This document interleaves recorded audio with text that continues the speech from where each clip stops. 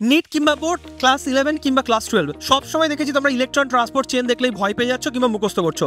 এর মধ্যে কোনোটাই করা যাবে না। খুব সিম্পল ব্যাপারটা বোঝার চেষ্টা করো। এটা একটা মাইটোকন্ড্রিয়ার ইনার মেমব্রেন, আউটার মেমব্রেন। 2 মিনিটে পুরোটা এক্সপ্লেন করবো, মন দিয়ে শুনবে। ইনার মেমব্রেনের উপরে কি আছে? কমপ্লেক্সগুলো আছে। প্রথমটা কমপ্লেক্স 1, দ্বিতীয়টা কমপ্লেক্স 2, দ্বিতীয়টা কমপ্লেক্স 3 রাখলাম। কেন করলাম? কারণ এনসিআরটিতে এইভাবে ছবি এঁকেছে, তোমাদের সুবিধা হবে। তৃতীয়টা কমপ্লেক্স 2, ফোর্থেরটা কমপ্লেক্স 4, আর একটা কমপ্লেক্স আছে যেটা দেখতে টেনিস র্যাকেটের মতো, তার নাম কি? কমপ্লেক্স 5। পাঁচটা কমপ্লেক্স, এই 5টা কমপ্লেক্স মিলে পুরো ইটিএসটা হবে। প্রশ্নটা হচ্ছে এখন এটা যে এখানে হয় কি, ইলেকট্রন যায়, প্রোটন যায়। ইলেকট্রন কিভাবে যায়? Along the membrane. প্রোটন কিভাবে যায়? Across the membrane. ইলেকট্রন কিভাবে যায়? Along the membrane. পুরো এতটা আসবে। প্রোটন কোন দিকে যায়? Across the membrane. নাম্বার 1, প্রথম কমপ্লেক্স দিয়ে প্রথমে প্রোটনটা কোন দিক থেকে কোন দিকে যায়? ম্যাট্রিক্স থেকে আইএমএস এ। দ্বিতীয় কমপ্লেক্স দিয়ে কোনো প্রোটন যায় না। প্রথমটার ক্ষেত্রে 4টে প্রোটন ম্যাট্রিক্স থেকে আইএমএস মানে ইন্টার মেমব্রেন স্পেস, দুটো মেমব্রেনের মাঝে, ইনার মেমব্রেন আউটার মেমব্রেনের মাঝে যে স্পেসটা সেখানে চলে গিয়েছিল। সেকেন্ডটা দিয়ে কোনো প্রোটন যায় না।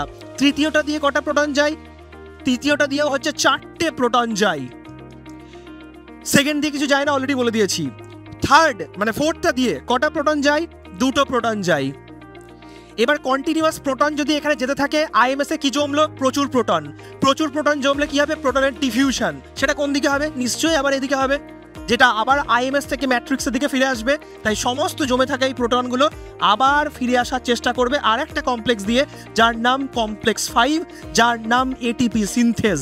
যেখান দিয়ে প্রোটনটা পাস করবে সেটার নাম হচ্ছে বেস। এই বেসটুকুকে বলা হয় F0। তারপরে প্রোটনটা পাস করবে কোথা দিয়ে? F1 দিয়ে। যখন F1 দিয়ে পাস করবে, প্রোটনের ধাক্কায় F1 বা হেড অফ এটিপি সিনথেজ, এই পুরোটাকে বলা হয় F0 F1, এই পুরোটাকে বলা হয় এটিপি সিনথেজ। এই পুরোটার মধ্যে মাথাটা বনবন করে ঘুরতে থাকবে। যখন এরকম মাথাটা বনবন করে ঘুরতে থাকবে, তখন এখানে এডিপিটা এটিপিতে কনভার্ট হবে। কি করে? কারণ এডিপির সাথে ফসফেটের বন্ড তৈরি হবে, আর এই বন্ড এনার্জিটা যোগাবে কে? এই বন করে ঘুরতে থাকা কাইনেটিক এনার্জিটা। আমার প্রশ্ন হলো, তোমরা বলতে পারবে একটা মলিকিউল NADH যদি ঢুকতো তাহলে কটা এটিপি এখানে এরকমভাবে তৈরি হবে?